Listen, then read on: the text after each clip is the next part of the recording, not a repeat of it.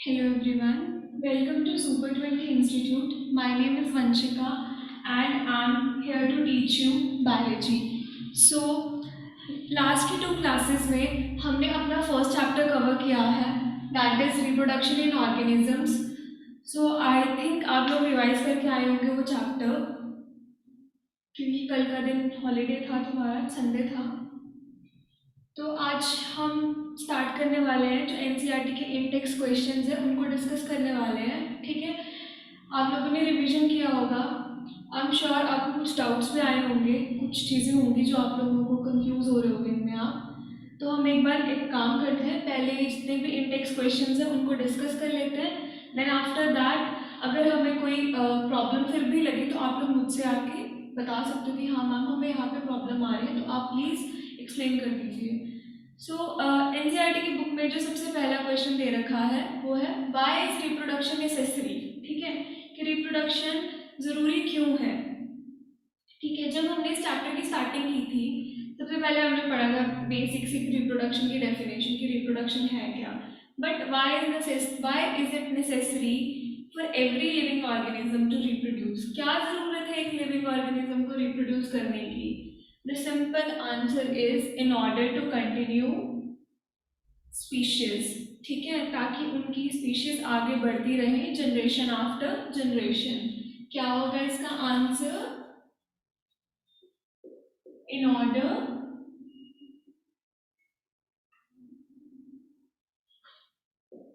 to continue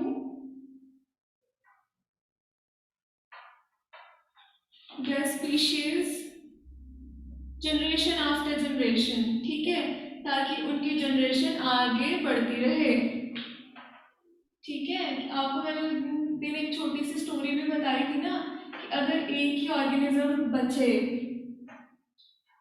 planet earth में, ठीक है, और वो रिप्रोड्यूस नहीं कर पाए, जैसे मैंने आपको ह्यूमंस की एग्जांपल दी थी, तो क्या होगा.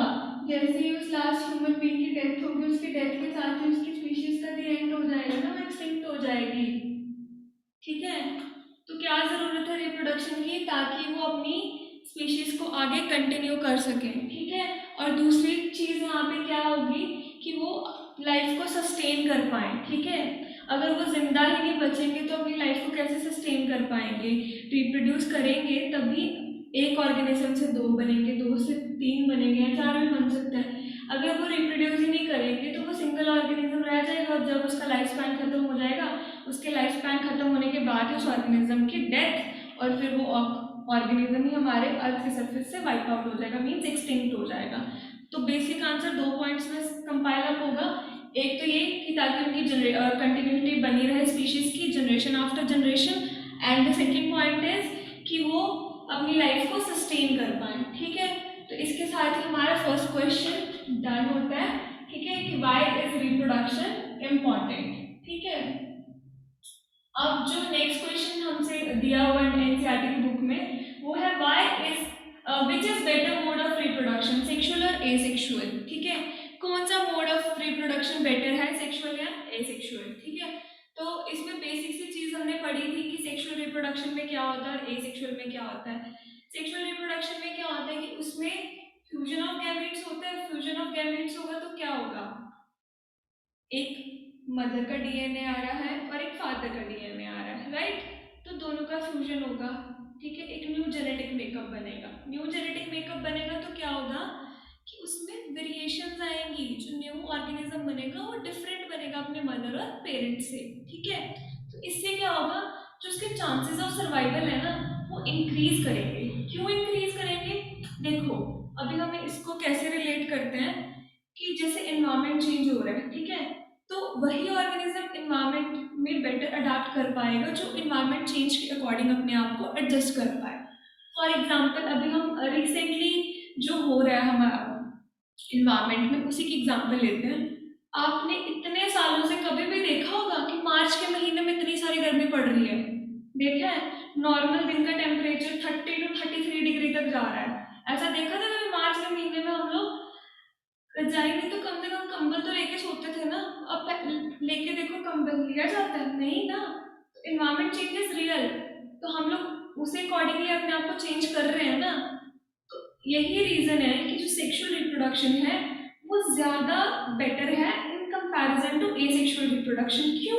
क्योंकि वो चांसेस ऑफ सर्वाइवल को इंक्रीज करवा रही है। कैसे इंक्रीज करवा रही है? क्योंकि सेक्सुअल रिप्रोडक्शन की वजह से ही वेरिएशंस आ रही है और वही वेरिएशंस हमारे को हेल्प कर रही है। ठीक है, तो ये चीज क्लियर होगी ना, which mode of reproduction is better, sexual और एसेक्सुअल। ठीक है, तो हमारा ये क्वेश्चन भी डन होता है। ठीक है, नेक्स्ट जो हमें क्वेश्चन दिया हुआ वो क्या है, why does offsprings form from asexual reproduction are referred to as clone.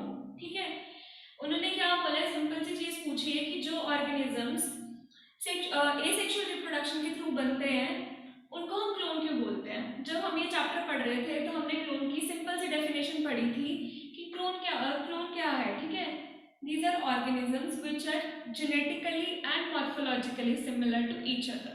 क्या कहने का इसका मतलब क्या है कि जैसे अब हम इसको ना एक एग्जाम्पल के, यहाँ मैं लिख रही हूँ, ठीक है, यहाँ देख लीजिएगा थर्ड का आंसर। अब हमने बाइनरी फिजन में क्या पढ़ा था, अमीबा की एग्जांपल पढ़ी थी ना, ये हमारा हो गया अमीबा।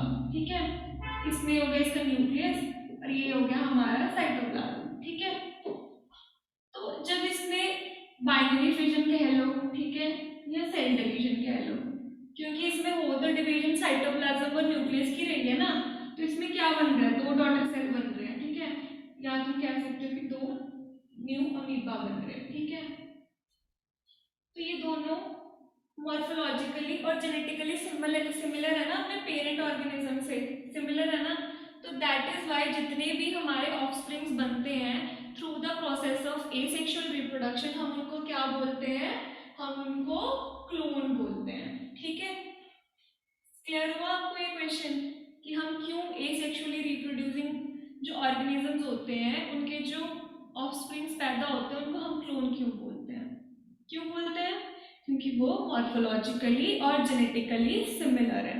ठीक है, यहाँ तक क्लियर सबको। तो हम फर्स्ट 3 क्वेश्चंस आई होप आपको क्लियर होंगे, तो हम इनको रब कर देते हैं। आपने आंसर्स भी आई गेस नोट कर लिए होंगे।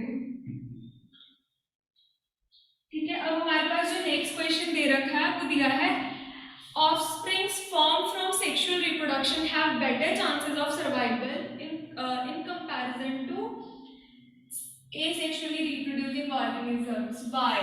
पूछे क्यों वो ज्यादा बेटर सर्वाइव कर पाते हैं in comparison to asexually reproducing organisms. क्यों कर पाते हैं? अभी मैंने आपको लास्ट क्वेश्चन में एक्सप्लेन किया कि जो भी सेक्सुअली रिप्रोड्यूसिंग ऑर्गेनिज्म होगा, ठीक है, उसमें एक अलग से न्यू जेनेटिक मेकअप बनेगा।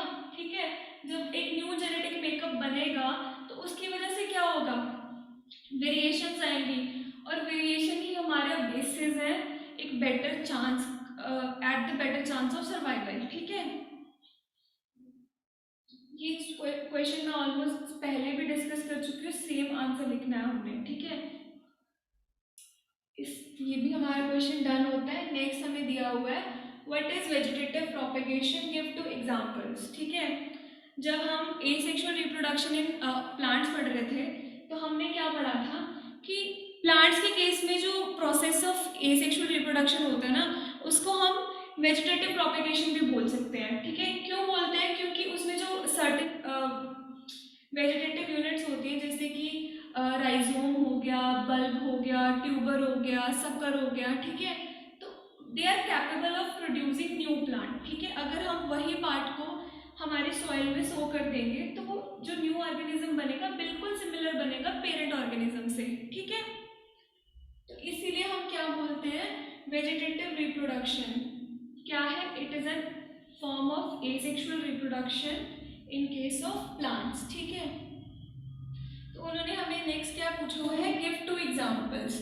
तो अब हम इनके एग्जांपल्स के बारे में बात कर लेते हैं। ठीक है, तो पहली एग्जांपल मैं लूंगी पोटैटो की। ठीक है, सबके घर में मिल जाता है पोटैटो, होता है ना, हमारी मम्मी बहुत सारी आलू डालती है सब्जी में, आलू मटर, ठीक है, आलू गोभी, आलू गाजर, मतलब आलू ही तो कांस्टेंट है हर सब्जी में। ठीक है, तो पोटैटो के केस में क्या होता है, आपने देखा होगा कभी पोटैटो उठा के, उसकी पोटैटो के जैसे ऐसा दिखता है छोटे छोटे ऐसे छोटे छोटे प्रोट्रूडिंग स्ट्रक्चर्स देखे होंगे आपने, इसको हम क्या बोलते हैं, आई इन केस ऑफ पोटैटो, ठीक है। तो ये क्या होता है, ये टाइप ऑफ बर्ड होता है, ठीक है। तो अगर ये बर्ड जब पेरेंट बॉडी से डिटैच होगा तो क्या होगा, जब इसको हम सॉइल में सो करेंगे ना, तो ये अपने पेरेंट ऑर्गेनिज्म जैसे ही ग्रो करेगा, ठीक है। तो इसीलिए हम क्या बोलते हैं कि इसमें वेजिटेटिव प्रोपेगेशन हो रही है, ठीक है। अब हम नेक्स्ट एग्जांपल जो लेंगे वो हम लेंगे एक प्लांट है जिसका नाम है ब्रायोफाइलम, ठीक है। क्या एग्जांपल लेंगे हम नेक्स्ट, ब्रायोफाइलम की लीफ की, ठीक है। इसमें क्या होता है, इसकी लीफ के ऊपर एडवेंटिशियस बड्स होते हैं, ठीक है।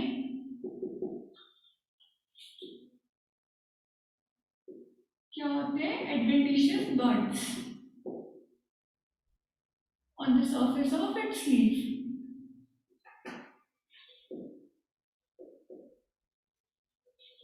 आप नोट करते जाइए मेरे साथ ताकि आप लोगों को साथ साथ में चीजें क्लियर होती रहे, ठीक है। तो जो ब्रायोफाइलम का लीफ होता है ना, उसके मार्जिन्स पे ना, जैसे हम सपोज ऐसे कर लेते हैं कि इसको लीफ कंसिडर कर लेते हैं, ठीक है। तो इसके मार्जिन्स पे ना सब छोटे छोटे छोटे छोटे बर्ड्स होते हैं, ठीक है। तो ये बर्ड्स क्या करते हैं, जब ये पेरेंट बॉडी से डिटैच हो जाते हैं ना और ये जाके सॉइल में सो करेंगे हम इनको, तो ये फिर एक न्यू प्लांट में डेवलप हो जाएंगे, ठीक है। और न्यू प्लांट हमेशा रिजेंबल करेगा पेरेंट से, ठीक है।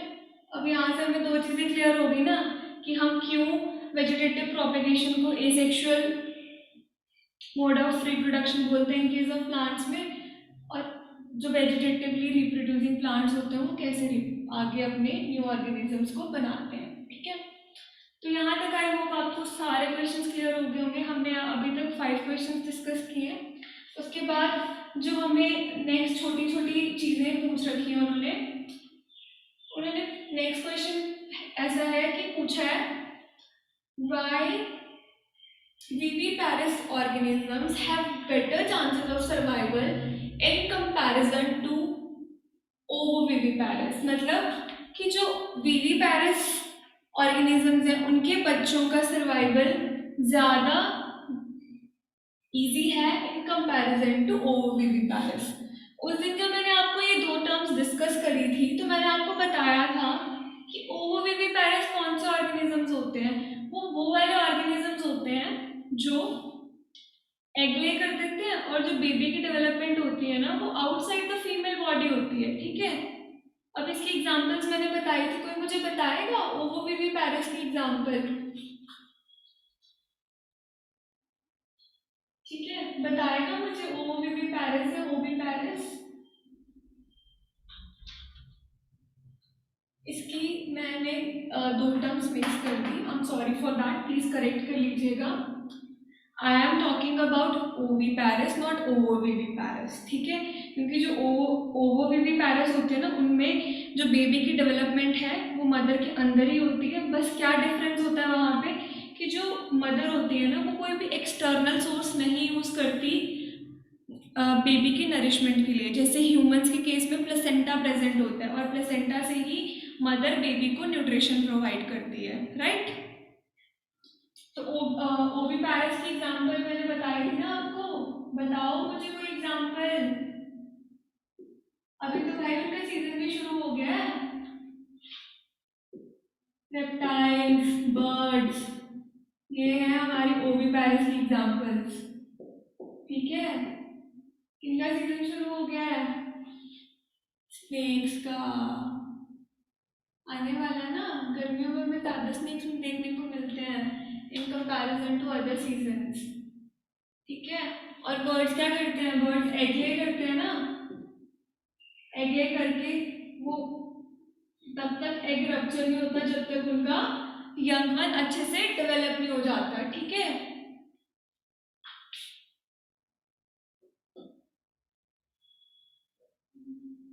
तब तक वेट करते हैं।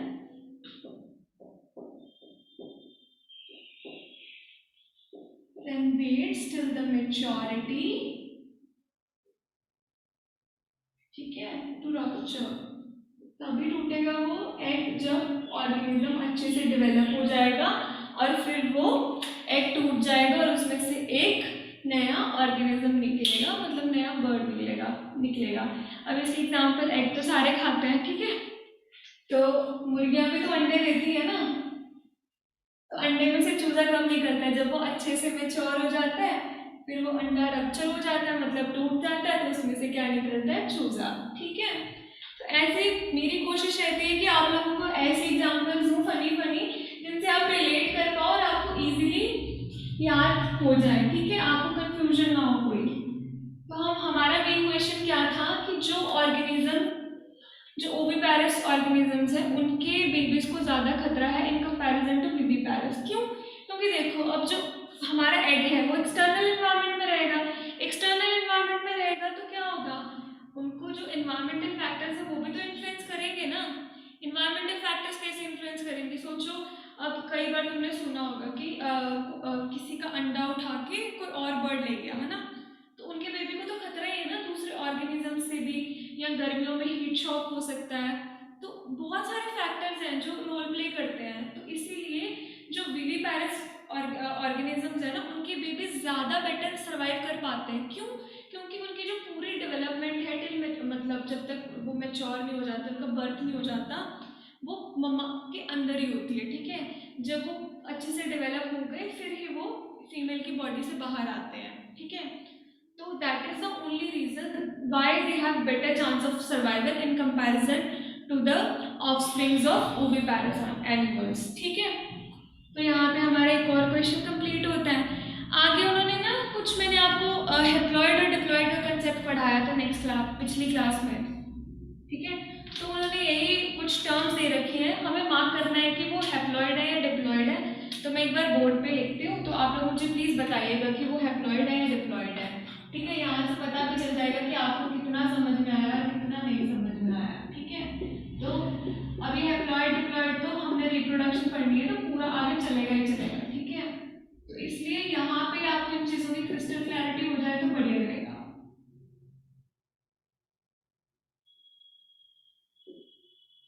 बोलिए, बताइए।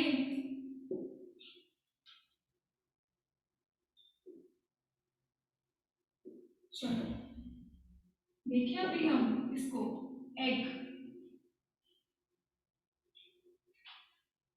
रिपीट कर दिया सेम, एग दो बार लिख दिया। तो एग, एग क्या है हमारा, एग है हमारा गैमीट, फीमेल गैमीट। तो गैमीट हमेशा एन होता है, दैट इज हैप्लॉइड, ठीक है। और जो हमेशा तुमने चीज याद रखनी है कि जो भी बॉडी गैमीट प्रोड्यूस कर रही है वो हमेशा क्या होती है, डिप्लॉयड, ठीक है। डिप्लॉयड माने तो 2n, ठीक है। अब जैसे यहाँ पे नेक्स्ट हमें दे रखा है ओवम, ठीक है, हमारी ओवरीज की एग रिलीज करती है ना, तो फिर ये मैंने तुम्हें बताया कि जो बॉडी गैमेट रिलीज कर रही है, जैसे फीमेल में ओवरीज ही गैमेट रिलीज करती हैं, तो वो क्या होगी, 2n होगी ना, राइट। अब नेक्स्ट हमारे पास दे रखा है एंथर, ठीक है। Anther is a male reproductive organ in case of plants, ठीक है। तो यहाँ पे ये भी हमारे रिप्रोडक्टिव बॉडी है, तो ये 2n होगा, राइट। और स्पर्म क्या होगा, n, क्योंकि ये गैमीट है और गैमीट हमेशा हैप्लॉइड होता है, ठीक है। अब मैंने एक टर्म लिखना भूल गई थी, पोलन ग्रेन्स, ठीक है। पोलन ग्रेन्स क्या होते हैं, ये भी गैमीट होते हैं इन केस ऑफ प्लांट्स, ठीक है। तो ये क्या होगा, अब हमारे गैमीट्स क्या है, हैप्लॉइड है ना, तो क्या होगा, n, ठीक है। यहाँ तक किसी को कोई डाउट, क्लियर है ये चीजें, या एक और बार एक्सप्लेन कर दूं, पक्का क्लियर है, चलो ठीक है। नेक्स्ट क्वेश्चन उन्होंने जो हमें दे रखा है वो दिया है, differentiate between zoospore and zygote, इन दोनों में डिफरेंस पूछा उन्होंने हमें, दो दो डिफरेंस है, बताओ भाई क्या क्या डिफरेंस है इनमें।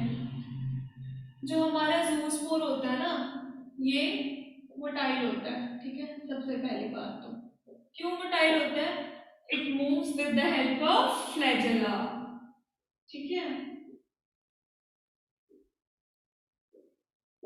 मैं यहाँ पे शॉर्ट में लिख रही हूँ, बट आपको पूरी पूरी लाइन लिखनी है, ठीक है। किसकी हेल्प से मूव करता है ये, फ्लैजेला की हेल्प से। While on the other hand जो हमारा जाइगोट है ये नॉन मोटाइल होता है, ठीक है।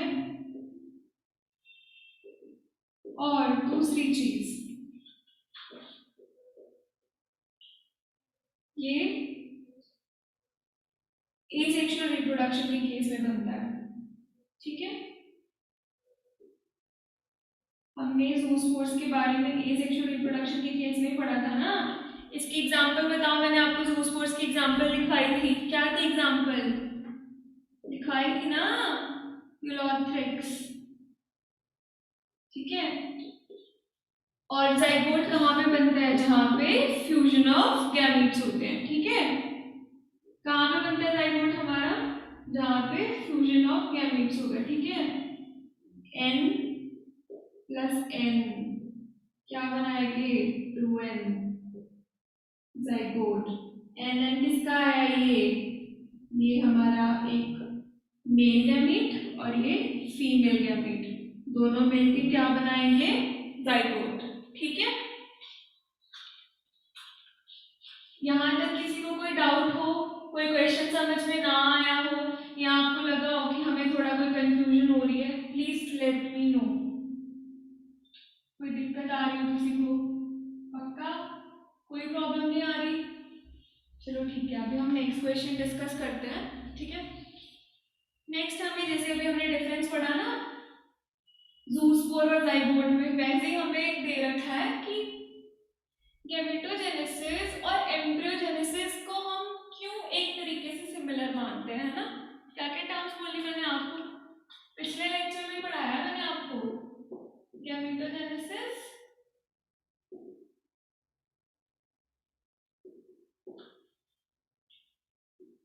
And embryogenesis. गैमेटोजेनेसिस में क्या होता है, क्या होता है, गैमीट बनते हैं ना, ठीक है। सपोज मेल गैमीट बनता है, यहाँ पे मेल गैमीट की गैमेटोजेनेसिस को हम क्या बोलते हैं, बताया था ना मैंने उस दिन, राइट, स्पर्मेटोजेनेसिस बोलते हैं, ठीक है।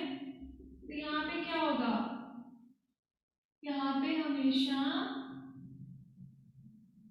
माइटोटिक डिवीजन होती है, oh sorry sorry sorry sorry, let me correct this, mitotic division नहीं, यहाँ पे मियोटिक डिवीजन होती है। एज वी ऑल नो, ये जो मेयोटिक डिवीजन होती है ना, इसको हम किसी एक और नाम से भी जानते हैं, जिसको हम बोलते हैं रिडक्शनल डिवीजन। क्यों बोलते हैं हम इसको रिडक्शनल डिवीजन, क्योंकि इसमें जो नंबर है ना सेट ऑफ क्रोमोसोम्स वो डिक्रीज होता है, ठीक है। इसीलिए हम इसको रिडक्शनल डिवीजन बोलते हैं, मेयोटिक डिवीजन को। क्योंकि जो बॉडी इस गैमेट्स को रिलीज कर रही है वो 2n होती है, बट जब वो गैमेट रिलीज करते हैं तो उसमें एक ही सेट होता है, दैट इज n, ठीक है। On the other hand embryogenesis में क्या होता है, यहाँ पे हमारी माइटोटिक डिवीजन होती है। माइटोटिक डिवीजन क्या किस लिए होती है, ताकि नंबर्स का, सेल्स का नंबर इंक्रीज हो। सेल्स का नंबर इंक्रीज होगा तो क्या होगा, सेल्स प्रोलिफरेट करेंगे, और वो एम्ब्रियोजेनेसिस में बेसिकली क्या होता है, डिफरेंट जर्म लेयर्स बनती है ना, और जर्म लेयर्स बनेंगी, वही आगे हमारे ऑर्गन्स को डेवलप करेंगे, ठीक है। जब ऑर्गन्स को डेवलप करेंगे तो फिर एक फुल फ्लेश्ड ऑर्गेनिज्म बन पाएगा, ठीक है। इसीलिए बोलते हैं कि गैमेटोजेनेसिस और एम्ब्रियोजेनेसिस आपस में कैसे इंटरलिंक्ड है, यही हमारा क्वेश्चन था, ठीक है। नेक्स्ट हमारे पास जो पूछा है, हमने लास्ट क्लास में एक और टर्म चीज पढ़ी थी, what are the different phases in the life of sexually reproducing organisms, ठीक है। हमने 3 फेजेस पढ़े थे ना वहाँ पे। सबसे पहले था हमारे पास जुवेनाइल फेज, देन हमारे पास था reproductive phase, then at last हमारे पास था सेनेसेंस वाला फेज, ठीक है।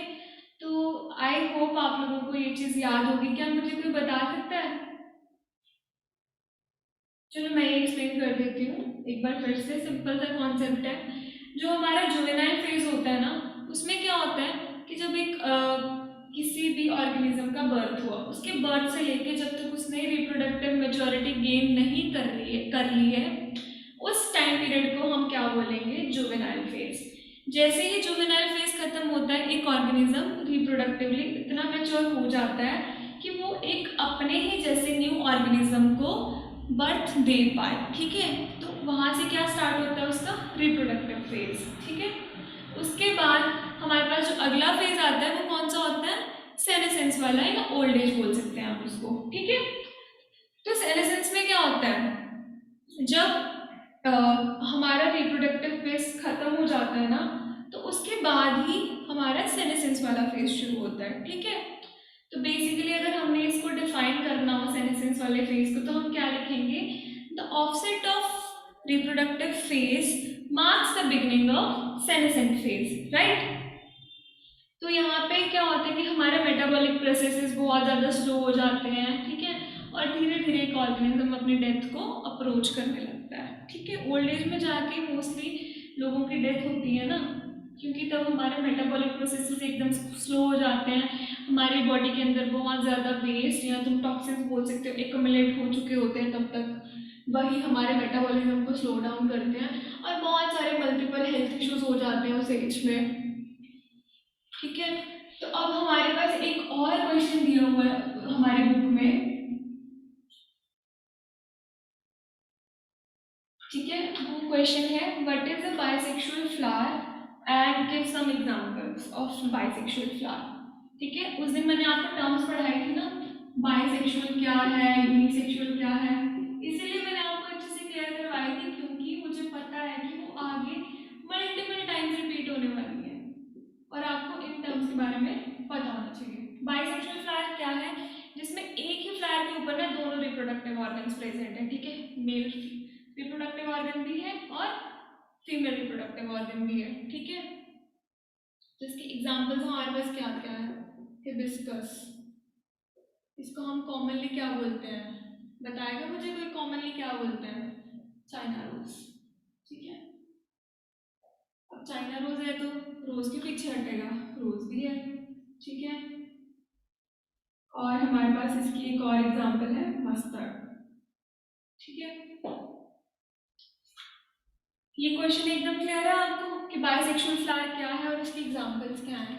नेक्स्ट हमारे पास उन्होंने सिंपल एक और क्वेश्चन पूछा हुआ है कि जब एवोल्यूशन हुआ, ठीक है, तो हम सेक्सुअल रिप्रोडक्शन के केस में ही क्यों ज़्यादा मतलब बेटरमेंट हुई? Why not in asexual reproduction? Asexual reproduction change क्यों नहीं हो पाया?